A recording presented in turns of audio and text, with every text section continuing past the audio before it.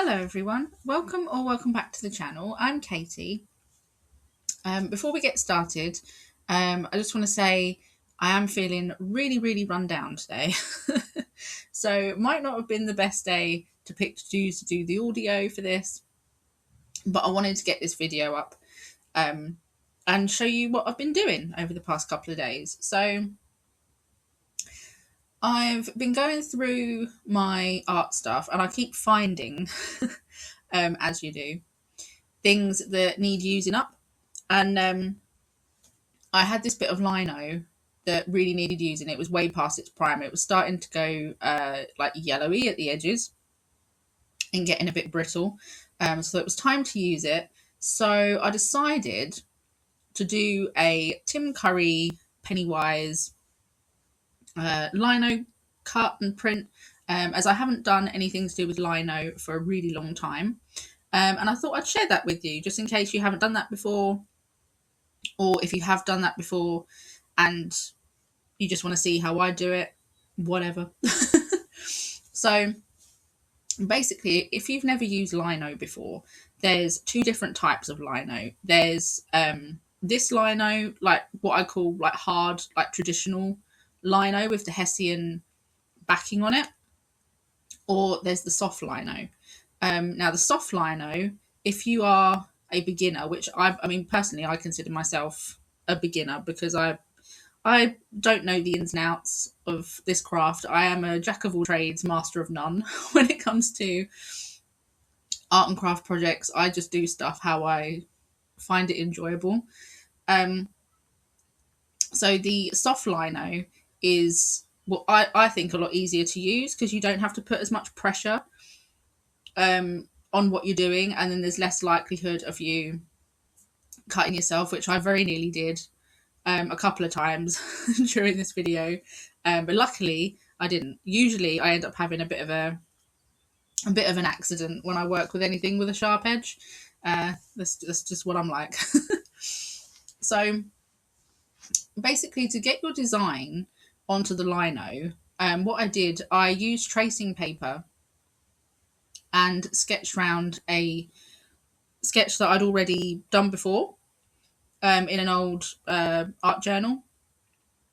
And in order to get it onto the lino, you have to do that trick that you did at school of transferring stuff, of getting like a really soft pencil, rubbing it on the back, and then going over it in pen.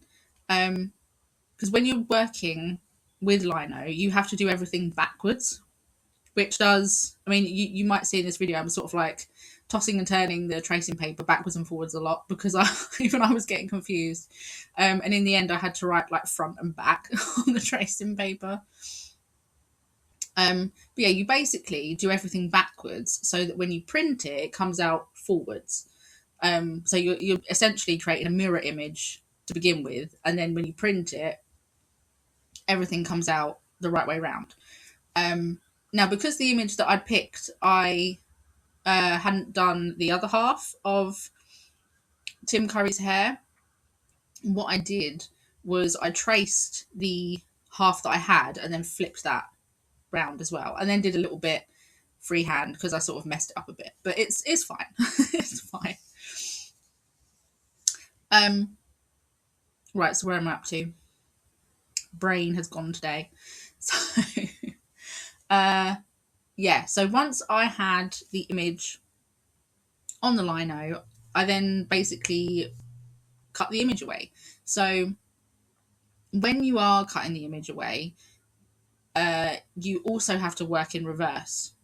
So anything that you want to have ink on it, you leave behind, and anything that you want to be white and not have ink on it, you cut away.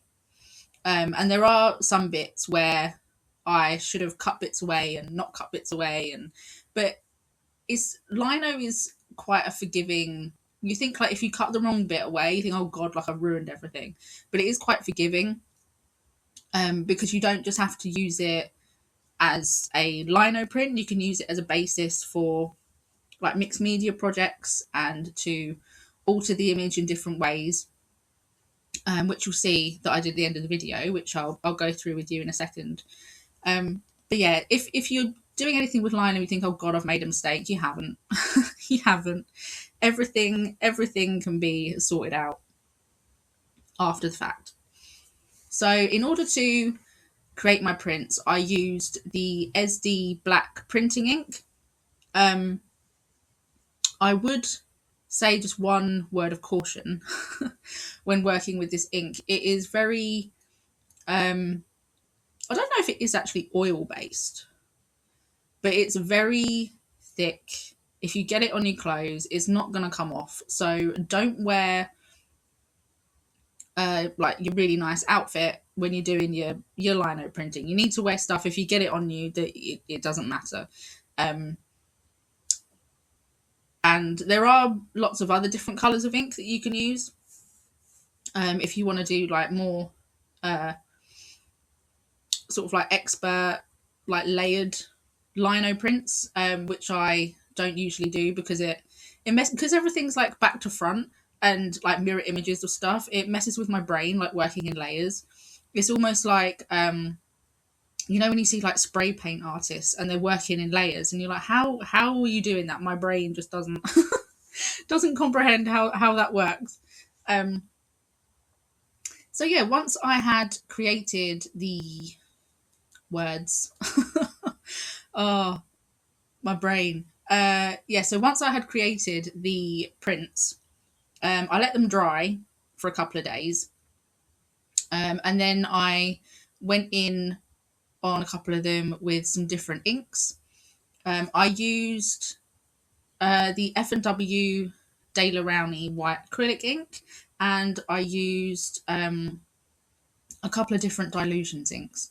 I think the ones I used, I think it was Postbox Red, Pomegranate Seed, After Midnight, and Dirty Martini, I think.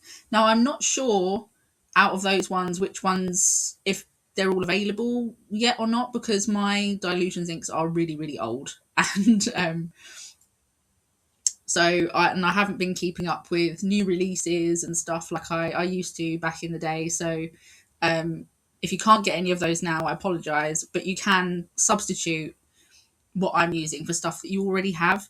I don't want anyone to go out and buy a load of stuff. My whole ethos with when it comes to making art is use what you have. So, what else did I want to mention? Yes, the Essdee ink, I found, even when you've left it for like weeks, like months even, it is still water soluble. So just bear that in mind. And that can be a good thing or a bad thing, depending on what you want to do. And yeah, I just made a couple of pages in my art journal to put these in and stuck it in, and there you go. Couple more pages in my art journal done, and I've got some cool prints that I can use further down the line. And I hope that this video, I know my voiceover hasn't been great, but I'm struggle bussing today. I am struggle bussing.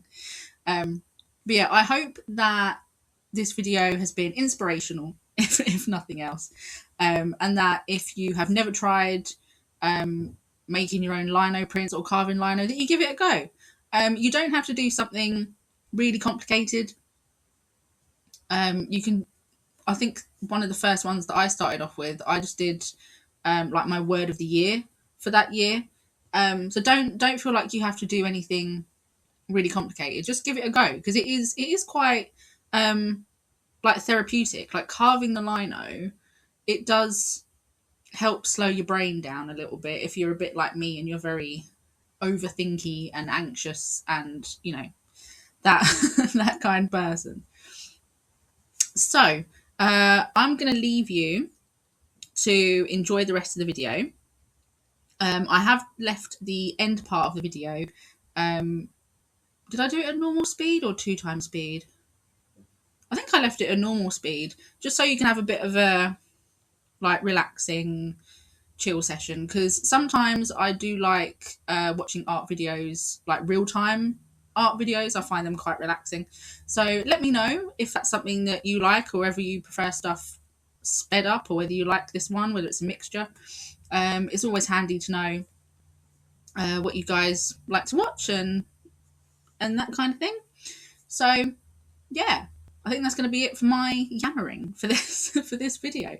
I hope you enjoyed this video and that it inspires you to go and make some lino prints.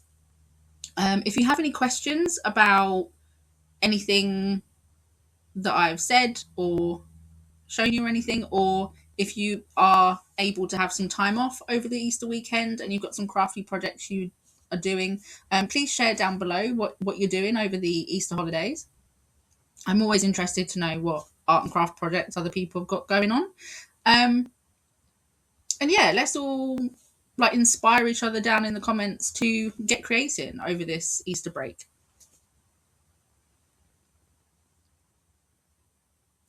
So with that being said, I am gonna leave you to get on with your art and crafty projects for the day. And I hope to see you next time. Bye.